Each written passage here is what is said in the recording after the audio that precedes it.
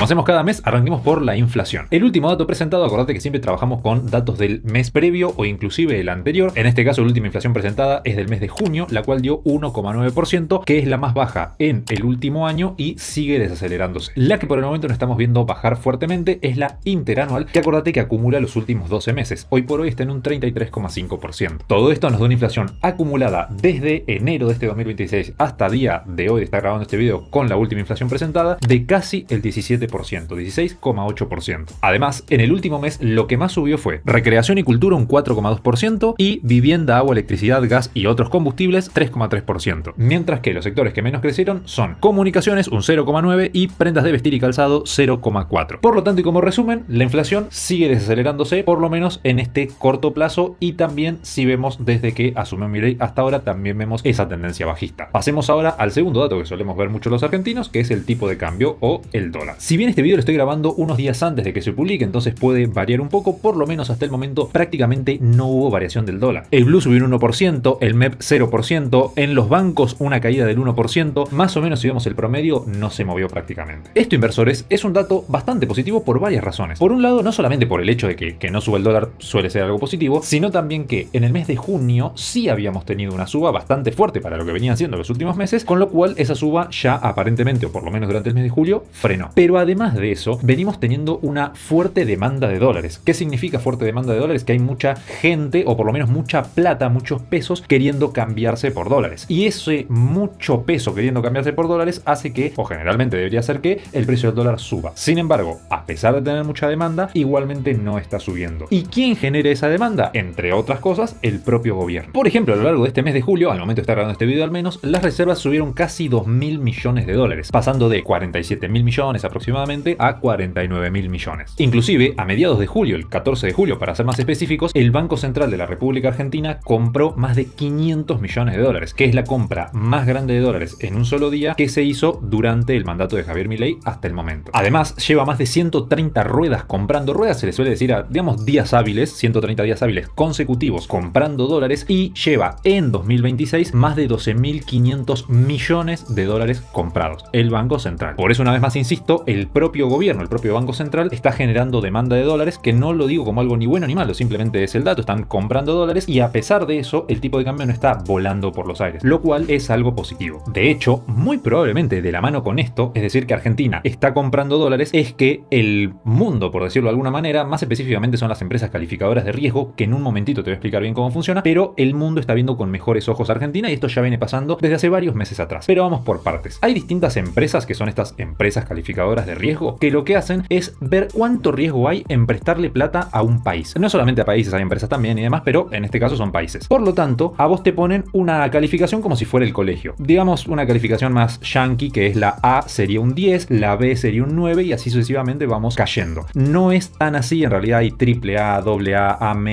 hay un montón de calificaciones, pero lo explico de forma genérica para que se entienda más fácil. El punto acá es que a mejor calificación te pongan estas empresas, hay más chances de que inversores del mundo en general confíen en prestarte plata, o sea, decidan darte plata, que al fin y al cabo es algo que todos los países necesitan. Por lo tanto, que estas empresas mejoren la calificación de Argentina significa que hay más chances de que entren dólares al país, lo cual de nuevo es una señal positiva. Por lo tanto, Moody's, que es una de las 3 empresas que, a ver, en el mundo no es que son top 3 empresas, hay 3 y nada más, las demás como que ni aparecen, entonces una de esas 3 dijo que Argentina mejora su calificación frente al mundo. No obstante, eso pasó en el mes de julio. Sin embargo, los meses previos ya hemos tenido mejoras de las otras 2, viste que te decía que son 3, bueno, las otras 2 ya nos habían mejorado la calificación. Por lo tanto, las 3 empresas calificadoras de riesgos más importantes del mundo mejoraron ya la calificación de Argentina. La única que faltaba ya lo mejoró. Por lo cual, uno podría interpretar que está ocurriendo porque, como ya dijimos antes, o probablemente ya sabías, Argentina históricamente es un país que no suele pagar la deuda en dólares porque no suele tener los dólares para pagarlo. Entonces, como ahora, como veíamos recién, hace 130 días se están comprando, se compraron más de 12.500 millones a lo largo de este 2026, etcétera. Entonces, las empresas empiezan a ver que Argentina tiene por lo menos más probabilidades e intenciones de pagar. Más allá de que ya se ha venido pagando, por lo menos desde que asumió Javier Milei, se cumplieron todos los pagos en tiempo y forma. En definitiva, las empresas mejoran la calificación de Argentina por la compra de dólares porque estamos pagando, pero eso también impacta en el riesgo país, el cual también ha venido cayendo y a lo largo de este mes ha caído desde 421 puntos que arrancó el mes hasta cerca de los 400, 402 más o menos que fue el mínimo y y al momento de estar grabando este video aproximadamente 410 puntos. ¿Qué significa esto de que el riesgo país haya caído? Significa varias cosas en realidad, pero una de ellas es que haya más chances de que ingrese plata al país de dos formas. Una es que le presten plata a Argentina o a las empresas argentinas, y la otra es que inviertan en Argentina, o sea que venga una empresa y ponga, por ejemplo, un local o uno de sus restaurantes, o depende de qué sea la empresa, pero que ponga sucursales en Argentina, que compre un terreno, que pague a empleados argentinos, etc. Esas son las dos formas en las que se puede ver beneficiada en principio Argentina a nivel más país, te diría, o más general. Pero también que caiga el riesgo país tiene otras implicancias positivas para nosotros. Por ejemplo, la facilidad de acceder a crédito o acceder a financiamiento. Esto es bueno por un montón de razones. Imagínatelo de la siguiente forma. Cuando baje el riesgo país, significa que es más barato tomar un préstamo. Si vos querías pedir, por ejemplo, $100.000 prestados, ahora en vez de tener que devolver los 100.000 más un interés de un 6%, o sea, $6.000 por sobre los 100.000 que te prestaron, ahora solamente tenés que devolver un 4% extra. Devuelves los 100.000 y $4.000 más. Ya no 6.000, o sea, te ahorraste $2.000 por ese préstamo. Esto de nuevo es solamente un ejemplo. Pero entonces, ¿cuál es el punto importante acá? Que si es más barato tomar un préstamo, hay más chances de que más cantidad de personas y empresas tomen préstamos. ¿Eso qué significa? Si una empresa, por ejemplo, quiere tomar un préstamo, ¿para qué lo haría? Por ejemplo, para poner una nueva fábrica. Bueno, nuevas fábricas son nuevos puestos de empleo, es más trabajo, es más demanda de empleo, significa que tiende a hacer que el empleo sea mejor remunerado porque hay más demanda. Bueno, muchos factores positivos de ese lado. Pero también hay posibilidades de que el argentino a nivel individual pueda progresar económicamente. Esto no solamente ocurre en Argentina, ocurre en todo el mundo, que es que el crédito lo que permite es que una persona que tiene un salario normal pueda acceder a comprarse una casa, pueda acceder a comprarse un auto, pueda acceder a comprarse una moto o inclusive hasta hacer un viaje. Depende de lo que quiera hacer con ese crédito. Pero existe la posibilidad, por lo cual que siga bajando el riesgo país es muy importante y muy positivo por muchos aspectos para Argentina, aunque lamentablemente por ahí en el corto plazo no se ve ese impacto. De hecho, en un ratito vamos a hablar más de eso, pero por ahora vayamos a otros datos que lamentablemente eran positivos y por ahora se han vuelto negativos. Más específicamente estoy hablando de lo que es la ganancia a nivel país. Como ya es costumbre en Inverarch y más inclusive en este tipo de videos, vamos con un ejemplo real. Supongamos primero, y hasta ahora sí solo como ejemplo, que Argentina recaudó en impuestos solamente 1.000.000 de pesos, que todo lo que pagamos los argentinos de impuestos es en total 1.000.000 y eso le entró al Estado. De esa plata, ¿cuánto gastó? Gastó casi 1.700.000, más precisamente 1.696.000. Eso significa que si le ingresó 1.000.000 y gastó casi 1.700.000, perdió casi 700.000. Pero además, después de eso tuvo que pagar deuda, lo cual era más o menos unos 300.000 más. Es decir, que además de los 700.000 que ya había perdido, perdió otros 300.000 más, llegando a una pérdida total final de aproximadamente, en este ejemplo, 1.000.000. Estos datos, salvo el millón del que te dije al principio, ese es solo un ejemplo, pero los demás son datos reales. Es decir, Argentina perdió 696.000 millones de pesos y perdió 1.000.000.000 de pesos, dependiendo qué medida tomes. Si hablamos de los 696 de pérdida, estamos hablando de lo que se conoce como superávit o en este caso déficit primario. ¿Qué significa déficit primario? Que perdimos plata y según esta primer medición, que es solamente considerando, digamos, los gastos corrientes, por ejemplo, los salarios de maestros, profesores, médicos, etc. Y si hablamos de la segunda forma de medición, que también puede ser un superávit, en este caso es un déficit porque dio pérdida, pero en definitiva este resultado fiscal o financiero, llámale como quieras, dio una pérdida de 1.000.000.000 de pesos y esto es descontando los pagos de intereses. Es decir, ¿viste cuando te decía antes que a Argentina le pueden prestar plata? En algún momento hay que devolver esa plata, pagar un extra que son los intereses. Bueno, eso, si lo descontamos, termina dando una pérdida más grande todavía a nivel país. Ahora bien,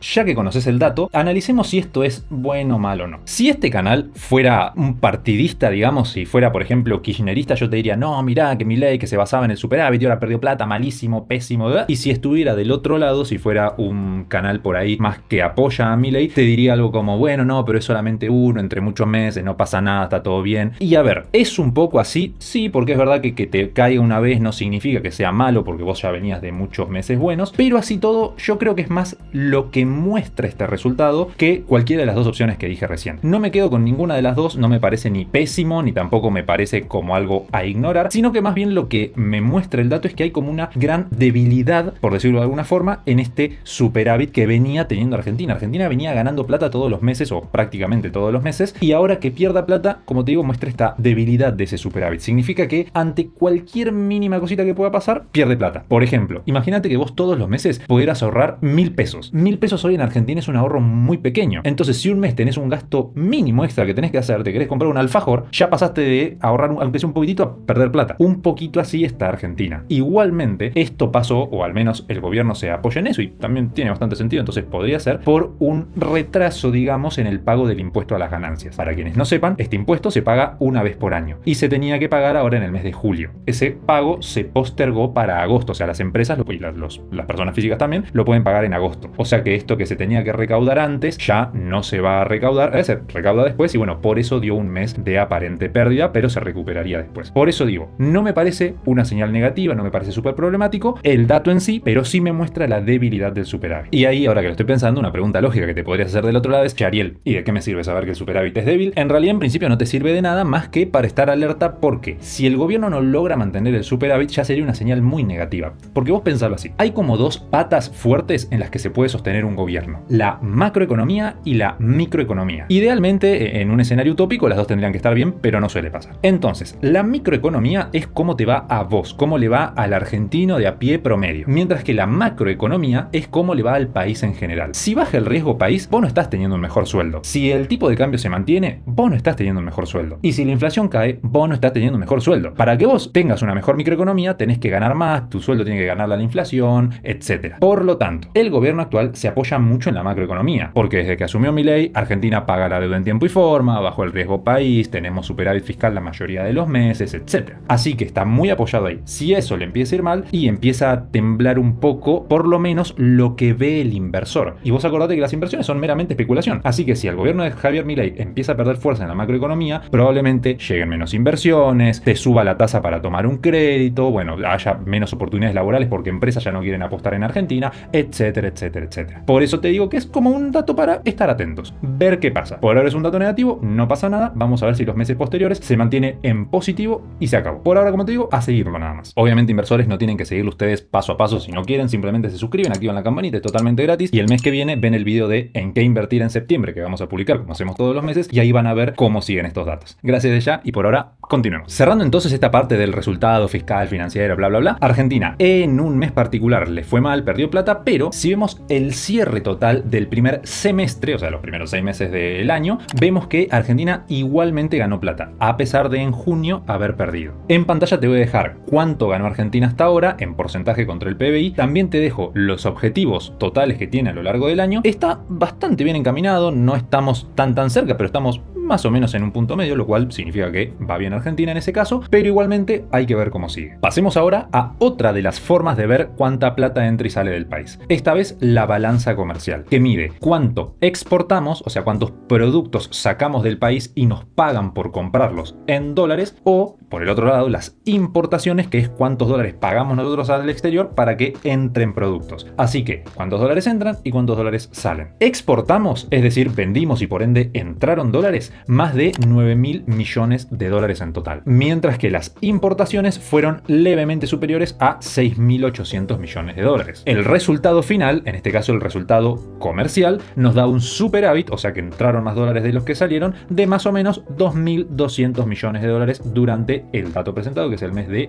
junio, lo cual ya nos permite tener el dato de el primer semestre de este 2026, que nos da casi 14.000 millones de dólares de superávit comercial, un dato muy positivo. Ahora la pregunta: ¿cómo todos estos datos que venimos viendo pegaron en las inversiones, que básicamente es en la bolsa? Bueno, el mes de julio, por lo menos hasta el momento que está grabando este video, viene bastante positivo. El Merval en pesos subió un 6,4 y en dólares un 5,9. Recordemos que el Merval es el promedio de empresas de las más importantes de Argentina. Igualmente, inversores, no es todo positivo, porque ahora vamos con algunos datos lamentablemente negativos para el país, y que estos sí impactan por ahí más en la microeconomía. Por ejemplo, el uso de la capacidad instalada. ¿Qué es el uso de la capacidad instalada? Imagínate que hay una empresa que tiene 10 fábricas distintas. Bueno, de esas 10 fábricas, ¿cuántas realmente está usando hoy? Bueno, más o menos ese dato se encuentra en 6. De las 10 que tiene, usa 6. Hay 4 que están completamente en desuso. ¿Y qué significa eso? Que hay 4 posibles fábricas que podrían generar empleos, pero no lo están haciendo. ¿Por qué? Bueno, porque probablemente obviamente si producen más, o sea, si usan esa fábrica, no le venden el producto que generan a nadie, entonces no tiene sentido, por ende usan solo 6. Esa sería una explicación muy superficial y rápida, pero para que se entienda. Para ser más específicos, el uso de la capacidad instalada está en el 58,4%. Eso significa que en el mes de mayo, porque el mes de junio todavía no está al momento de grabar este video, así que mayo, que es el último dato que se presentó, cayó respecto a mayo también,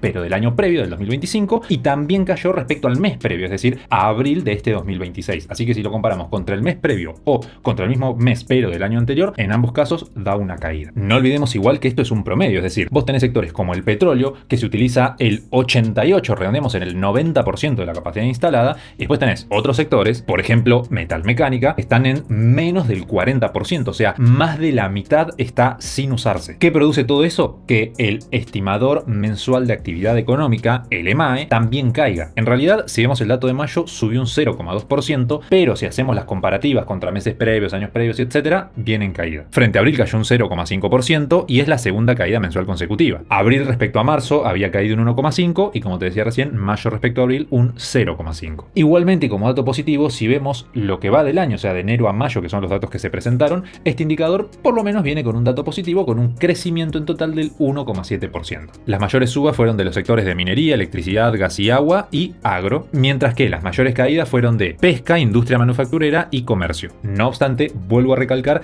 sigue siendo un dato negativo dentro de los factores que estamos viendo. De hecho, esto se puede ver, por ejemplo, en la mora. ¿Qué es la mora? Es cuando vos pedís plata prestada, tenés que devolverla en tiempo y forma y no lo haces, te demorás. Entonces vos ahí entras en mora, que significa que, bueno, no pagaste en tiempo y forma, y eso está pasando mucho en Argentina, al punto tal que ese número ya creció, venía en el 12 y poquito por ciento y subió un poquito más, sigue estando en el orden del 12, pero más alto. Para ser más preciso, 12,1% en abril, 12,7% en mayo. Estamos hablando que hay 7 millones de personas que no pueden recibir nuevo financiamiento, es decir, no hay 7 millones de personas que no les van a prestar plata de ninguna forma. Y obviamente esto no solamente lo vemos en la parte de préstamos, porque uno dice, bueno, no todo el mundo toma un préstamo. Es verdad, pero también lo vemos en el consumo. El consumo masivo cayó un 2,7% interanual y un 2,4% frente a mayo. El dato de junio es el sexto mes consecutivo en caída y en lo que va del año ya cayó un 2,9%. De hecho, el volumen total vendido cayó un 17% por debajo de enero del 2023. Los kioscos y almacenes cayeron un 4,6%, los mayoristas un 3,3% y los supermercados un 2,6%. Lo que sí viene creciendo en todo caso es el e-commerce o la venta a través de internet, que viene creciendo fuerte, un 41% interanual. Por lo tanto, resumen de julio Argentina 2026 económicamente hablando. La inflación sigue cayendo, en este caso al 1,9%, el dólar se mantuvo estable, las reservas o el ahorro del país creciendo, el comercio exterior, riesgo país y calificación crediticia de Argentina mejoraron, pero el déficit fiscal, la caída de la actividad, el consumo y el aumento de la morosidad generan preocupación.